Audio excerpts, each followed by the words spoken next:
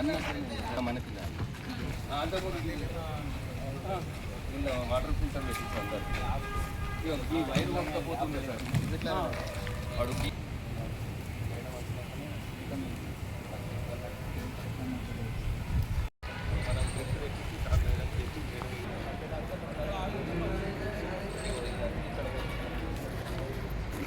అంటే ఇక మనం బయటకు పోవాలంటే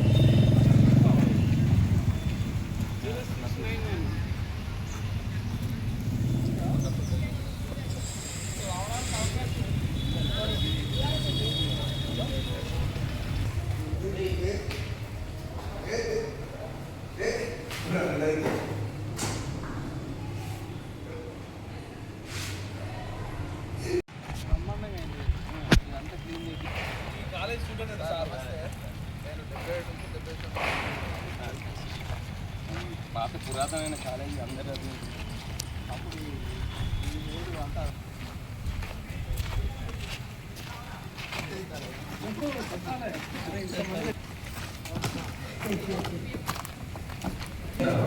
ఉన్న ఫ్యాన్ ఏదో ఏది ఎప్పుడో ఒకటి ప్రిపేర్ చేసి ఈ పని చేసారు లేవు ఇప్పుడు లేవు. అందుకని అది అయినాక బిల్డింగ్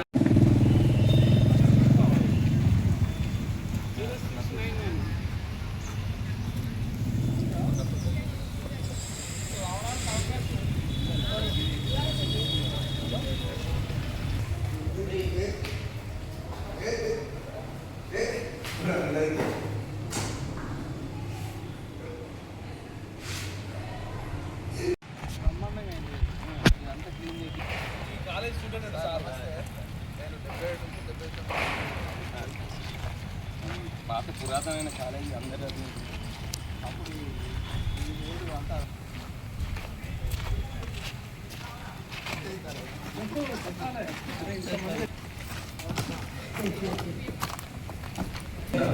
ఉన్న ఫ్యాన్ ఏదో ఏది ఎప్పుడో ఒకటి ప్రిపేర్ చేసి ఈ పని చేసారు లేవు ఇప్పుడు లేవు. అందుకని అది అయినాక బిల్డింగ్ సిపిఎం పార్టీ కరీంనగర్ జిల్లా కమిటీ ఆధ్వర్యంలో ఈరోజు కార్ఖానా గడ్డలోని ప్రభుత్వ జూనియర్ కళాశాల సైన్స్ వింగ్ కళాశాలను సందర్శించడం జరిగింది. ఈ కళాశాలలో అనేక సమస్యలు పేరుకుపోయి ఉన్నాయి. ఈ కళాశాల ఒక చారిత్రాత్మకమైనటువంటి కళాశాల. ఈ కళాశాలలో చదువుకున్న వాళ్ళు మంత్రులుగా, మేయర్లుగా, విద్యావేత్తలుగా, అనేక మంది లెక్చరర్లుగా, అనేక ప్రభుత్వ ఉద్యోగాలు చేస్తున్నటువంటి పరిస్థితిలో ఈ కాలేజీ చరిత్ర ఉంది. దాని ఇక్కడ తీరా చూస్తే అనేకమైనటువంటి సమస్యల తిష్ట ఇక్కడ వేసుకొని ఉంది. ముఖ్యంగా సుమారు 550 మంది విద్యార్థులు ఇప్పుడు ఈ కళాశాలలో చదువుకుంటే అందుకు తగ్గట్టుగా గదులు లేకపోవడం, గదులు ఈ మధ్య కాలంలో అది కూడా ప్రారంభించారు కలెక్టర్ గారి చొరవతోనే. ఇంకా అదనపు గదులు ఒక 5 నుండి 6 తరగతి గదులు కనుక ఉంటే ఉపయోగకరంగా ఉంటుందని చెప్పేసి ఇక్కడ ఉన్నటువంటి అధ్యాపకులు చెప్తున్నటువంటి పరిస్థితి. అంతేకాదు సైన్స్ ల్యాబులు ఈసారి ఫస్ట్ ఇయర్, సెకండ్ ఇయర్ 2 కూడా నడపాలని చెప్పారు. అసలు ల్యాబులకు తరగతి గదులు లేవు. ఆ ల్యాబ్లు ఎలా నడపాలో కూడా అర్థం కాని పరిస్థితి ఉంది. కాబట్టి ఆ ల్యాబులకు సంబంధించినటువంటి పూర్తి స్థాయిలో ఎక్విప్మెంట్స్తో సహా తరగతి గదులు నిర్మిస్తే ఆ సమస్య పరిష్కారమైన అవకాశం ఉంటుంది.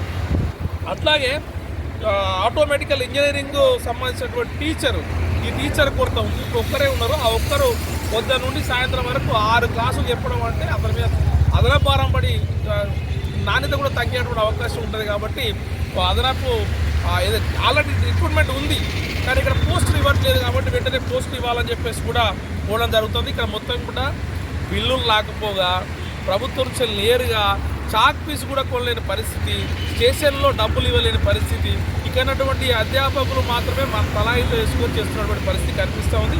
ఇంటర్నెట్ కట్ చేయడం మూలంగా కూడా సైన్స్ ల్యాబ్ మొత్తం కూడా పనిచేయకుండా పోతున్నారు. రక్త పరీక్షలు చేయడానికి కూడా విధి లేని పరిస్థితిలో ఇక్కడ ఉంది. అట్లాగే ఈ ఆఫీస్లో స్టాఫ్కు సంబంధించినటువంటి కుర్చీలు కూడా లేనటువంటి పరిస్థితి ఈ చారిత్రాత్మక కలిగినటువంటి సైన్స్ వింగ్ కళాశాలలో ఉంది. అట్లా ఫైల్స్ ఆఫీసులో మొత్తం పెంచునూడిపోయి వాన వస్తే మొత్తం తడిసిపోయి ఫైల్స్ కూడా మొత్తం కూడా తడిసిపోయే పరిస్థితి కాబట్టి జిల్లా కేంద్రంలో ఉంది. కరీంనగర్ జిల్లా కేంద్రంలో ఈ సైన్స్ కళాశాల ఉంది. మహామహులందరూ ఇలా నడిబొడ్డున ఉన్నటువంటి కళాశాలలో ఇన్ని సమస్యలు ఉంటాయి. ఈ సమస్యల పరిష్కారానికి ప్రభుత్వం ప్రత్యేక చొరవ తీసుకొని, జిల్లా అధికారులు కూడా ప్రత్యేక చొరవ తీసుకొని సమస్యలన్నీ కూడా పరిష్కారం చేయాలని చెప్పేసి, అట్లాగే డ్యూయల్ బెంచీలు కూడా అవసరం చాలా ముఖ్యంగా. ఒక 100 బెంచ్ల వరకు డ్యూయల్ బెంచ్లు కావాలి. ప్రహారీ కూడా లేకపోవడం మూలంగా డిజిటల్ బోర్డ్స్ వచ్చినాయి. మొత్తం డిజిటల్ బోర్డ్స్ అని కూడా దొంగిలించిపోతున్నటువంటి పరిస్థితి అవకాశం ఉంది కాబట్టి వెంటనే ప్రహారీ కూడా నిర్మించి ఈ డ్యూయల్ బెంచ్లు కూడా మన విద్యార్థులకు అందుబాటులో తీసుకోవాల్సిన అవసరం ఉంది. కాబట్టి ఈ సమస్యలన్నీ కూడా జిల్లా కలెక్టర్ గారి దృష్టికి సిపిఎం ఆధ్వర్యంలో తీసుకెళ్తాం. ఆ తర్వాత రాష్ట్ర స్థాయిలో కూడా ఈ సమస్యలు పరిష్కారం కాకుంటే ఆందోళన పోరాటాలు కూడా నిర్వహిస్తాం. కలెక్టరేట్ ముందు ఇబ్బంది కూడా చేస్తాం.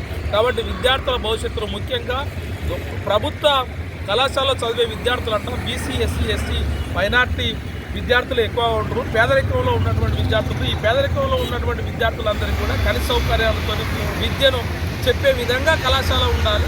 ఇక రావాల్సినటువంటి నిధులు కూడా వెంటనే విడుదల చేయాలి. అదనపు తరగతి గదులు నిర్మించాలని చెప్పేసి ఎప్పటి నుంచో ఏళ్ళుగా దశాబ్దాల కోరికగా మిగులుతుంది తప్ప ఇక్కడ ఆచరణలో పూర్తి స్థాయిలో వైఫల్యమైంది. కాబట్టి వెంటనే ఈ సమస్యలు పరిష్కరించాలని సిపిఎం పార్టీగా డిమాండ్ చేస్తున్నాం. మిల్కూరు వాజురెడ్డి, సిపిఎం జిల్లా కార్యదర్శి.